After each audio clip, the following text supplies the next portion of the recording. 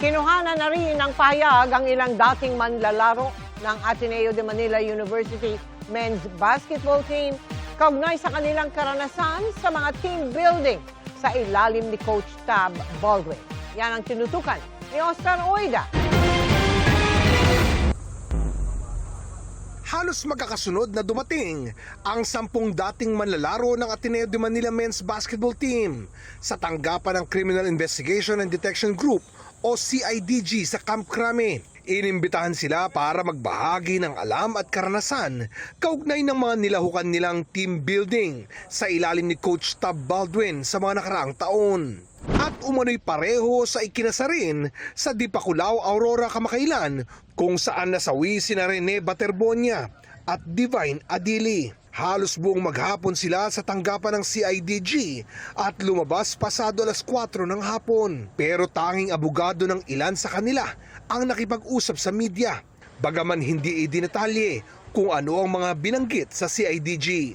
They gave their statements and iasa na po natin sa gulong ng batas kung anong mangyayari.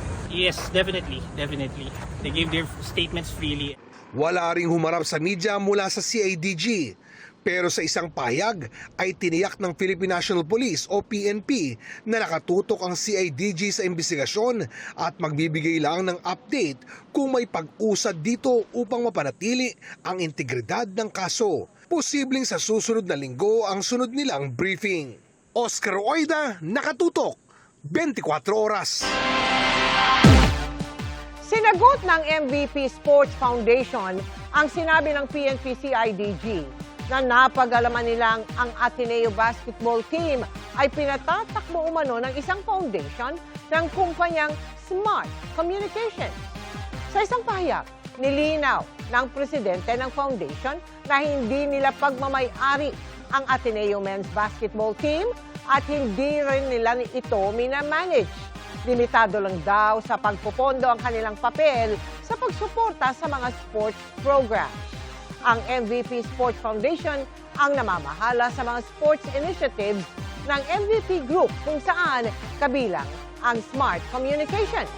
Kinumpirma naman ng MVP Sports Foundation na empleyado ng Smart Communications ang nagbitiw na team manager na si Epok Kimpo. Pero naglilingkod daw ito sa Ateneo basketball team sa kanyang sariling kapasidad. At sa pwestong ito, nasa ilalim si Kimpo ng otoridad at direksyon ng Ateneo de Manila University at mga opisyal nito.